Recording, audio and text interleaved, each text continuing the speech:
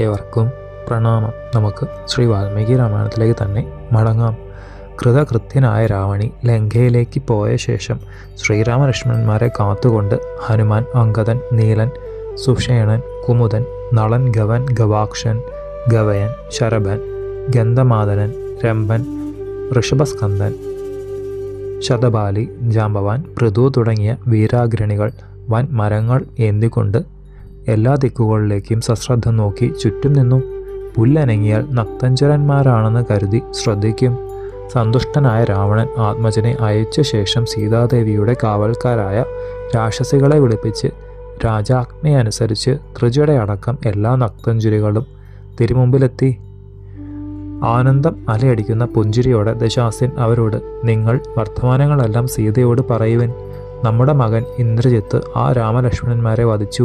പുഷ്പക വിമാനത്തിൽ സീതയെ കയറ്റി യുദ്ധകളത്തിലേക്ക് കൊണ്ടുപോയി മരിച്ചു കിടക്കുന്ന അവരെ കാണിച്ചു കൊടുക്കുവിൻ. ഏതൊരുവനാണോ താങ്ങും തണലുമായി അവൾ കരുതി എന്നോട് അടുക്കാതിരുന്നത്, ആ രാമനും അനുജനും പോർ മുന്നിൽ വീണു കിടക്കുന്നത് സീത കാണട്ടെ. എന്നാൽ പിന്നീട് യാതൊരു സംശയവും കൂടാതെ മൈഥിലി എന്നെ സ്വീകരിക്കും. സർവ്വ ആഭരണങ്ങളും അണിഞ്ഞ് ആ ത്രിലോകസുന്ദരി എന്നോട് ഇണങ്ങും. ലക്ഷ്മണനോടുകൂടി യുദ്ധത്തിൽ മൃതപ്പെട്ട ഭർത്താവിനെ കണ്ടാൽ നിരാശയായി തീരുന്ന സീത മറ്റൊരവലംബം കാണാതെ തന്നെത്താൻ എന്നെ സമീപിക്കും. ആ വിശാലാക്ഷിക്ക് ഇനി മുതൽ മറ്റൊരു ആക്ഷേപം പറയാൻ വഴിയില്ലാതായി. ദുരാത്മാവായ രാവണന്റെ നിർദ്ദേശം ശിരസാവഹിച്ച രാക്ഷസികൾ പുഷ്പക വിമാന സവിധത്തിൽ ചെന്നു. രാവണകൽപ്പന അറിയിച്ച് പുഷ്പകത്തെ അശോകവനികയിലേക്ക് കൊണ്ടുപോയി. ജാനകി സമീപത്തിൽ നിർത്തിയ വിമാനത്തിലേക്ക് ആ നക്തഞ്ചുരികൾ ദേവിയെ കയറ്റി. ത്രിജടയോടുകൂടി ദേവിയെ ആ ഭയങ്കരികൾ പുഷ്പകത്തിലേക്ക് എടുത്തുവെച്ചു. യുദ്ധകളത്തിൽ നാഗാസ്ത്രങ്ങളാൽ ആച്ഛാദിതരായി കിടക്കുന്ന രാമലക്ഷ്മണന്മാരെ കാണിച്ചു കൊടുക്കുവാൻ വിമാനം തിരിച്ചു. ലങ്കാനഗരികൾ പ്രധാനപ്പെട്ട വീഥികൾ അലങ്കരിച്ചു കഴിഞ്ഞിരിക്കുന്നു. വലിയ വലിയ കൊടിമരങ്ങൾ നാട്ടിക്കഴിഞ്ഞു. കൊടിക്കൂറകൾ ആകാശത്തിൽ പാറിപ്പറന്നു. പെരുമ്പറ കൊട്ടി രാക്ഷസന്മാർ അറിയിച്ചു. ഇന്ദ്രജിത്ത് രാമലക്ഷ്മണന്മാരെ നിഗ്രഹിച്ചു. വിമാനത്തിൽ ത്രിജടയോടുകൂടിയിരിക്കുന്ന സീതാദേവി 1000 വാനരന്മാർ അസ്ത്രബാധിതരായി അടർക്കളത്തിൽ വീണുകിടക്കുന്നതാണ് ആദ്യം കണ്ടത്. ഇതേ സമയം എണ്ണിയാൽ ഒടുങ്ങാത്തത്ര ഘോര രാക്ഷസന്മാർ തകർന്ന അവയവങ്ങളോടെ കിടക്കുന്നത് വൈദേഹിക്ക് ഉന്മേഷമേകി. കണ്ണീർ വാർത്തുകൊണ്ട് നിൽക്കുന്ന വാനര ശ്രേഷ്ഠന്മാരുടെ മധ്യത്തിൽ ത്രൈലോക്യ വീരന്മാരായ ശ്രീരാമലക്ഷ്മണന്മാരെ ദേവി കണ്ടു. അമ്പുകളേറ്റ വേദന കൊണ്ട് വിഗതബോധരായി പിടി അയഞ്ഞു കിടക്കുന്ന ചാപങ്ങളോടെ എല്ലാ അംഗങ്ങളിലും ശരങ്ങൾ തറച്ച് തേജസ്സില്ലാതെ യുദ്ധഭൂമിയിൽ വെറും മണ്ണിൽ ശരതൽപ്പത്തിൽ പള്ളി കൊള്ളുകയാണ് ആ സഹോദരന്മാർ. പോർ ചട്ട പൊട്ടിപ്പൊളിഞ്ഞിരിക്കുന്നു. അങ്കുലി വരെയുള്ള എല്ലാ സ്ഥലത്തു നിന്നും രക്തം വാർന്നുകൊണ്ടിരിക്കുന്നു. നാളീക വിലോചനന്മാരായ ആ സുകുമാരാംഗന്മാർ അഗ്നിജ്വാലകൾ പോലെ ശരമഞ്ചത്തിലാണ് കിടക്കുന്നത്.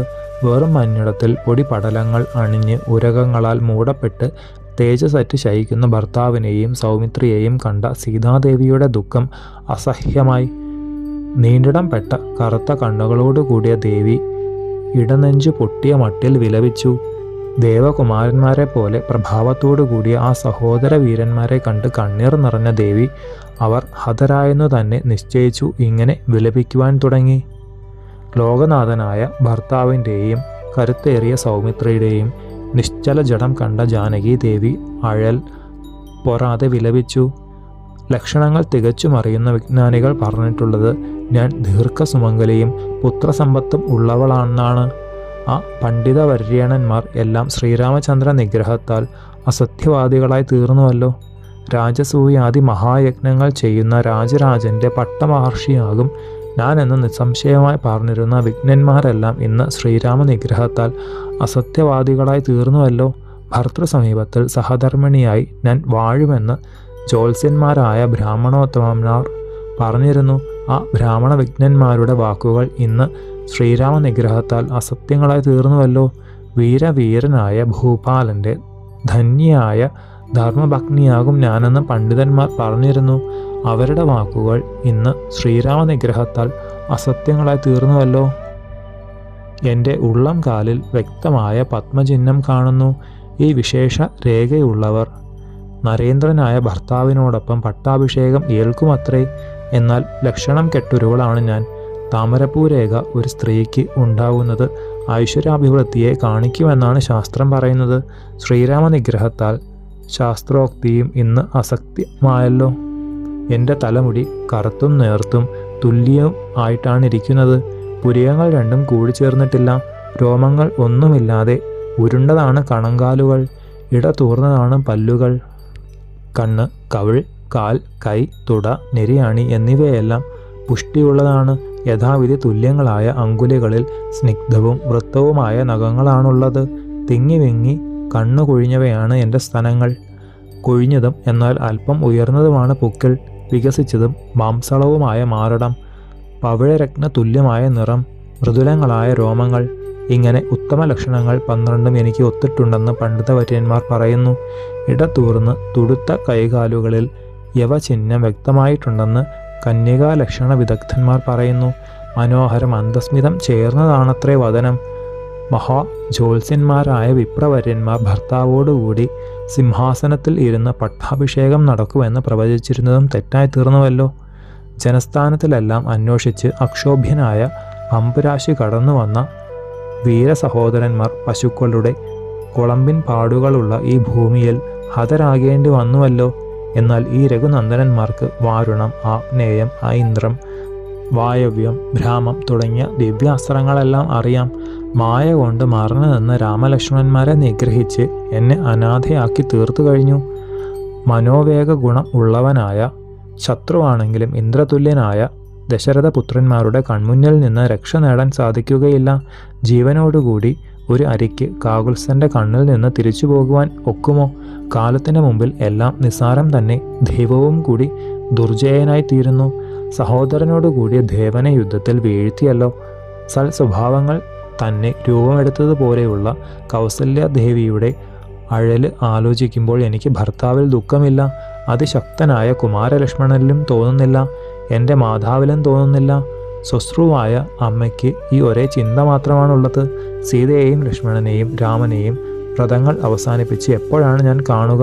ഇങ്ങനെ അതിവ്യസനത്തോടെ വിലപിക്കുന്ന സീതാദേവിയുടെ രാക്ഷസികളിൽ ഉത്തമയായ ത്രിജട പറഞ്ഞു, ദേവി, ഒട്ടും വ്യസനിക്കരുത്. അവിടുത്തെ ഭർത്താവ് ജീവിച്ചിരിക്കുന്നുണ്ട്. ഞാൻ ഇങ്ങനെ പറയുന്നതിന് വലിയ കാരണങ്ങളുണ്ട്. ഈ സഹോദരന്മാർ ശ്രീരാമലക്ഷ്മണന്മാർ ജീവിച്ചാണിരിക്കുന്നത്. ദേവി വാനര സൈന്യങ്ങളെ നോക്കൂ.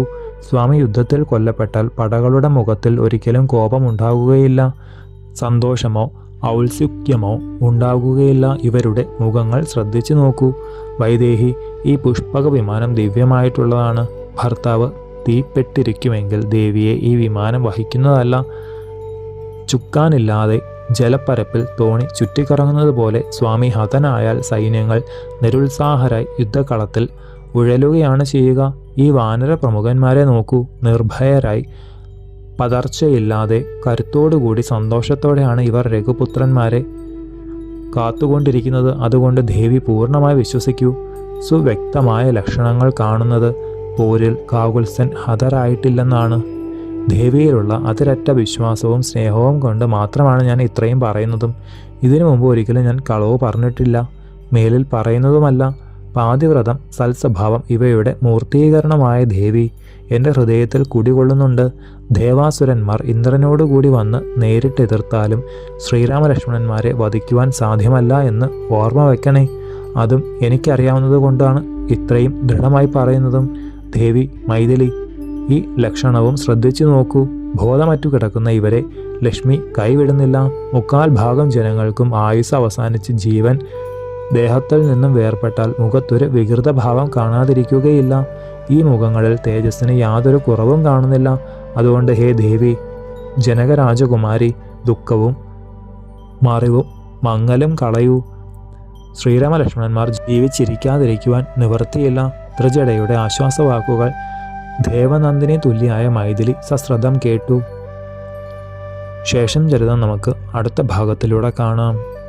ഗുരുപാദങ്ങളിൽ സാഷ്ടാംഗ പ്രണാമത്തോടെ നമസ്കാരം.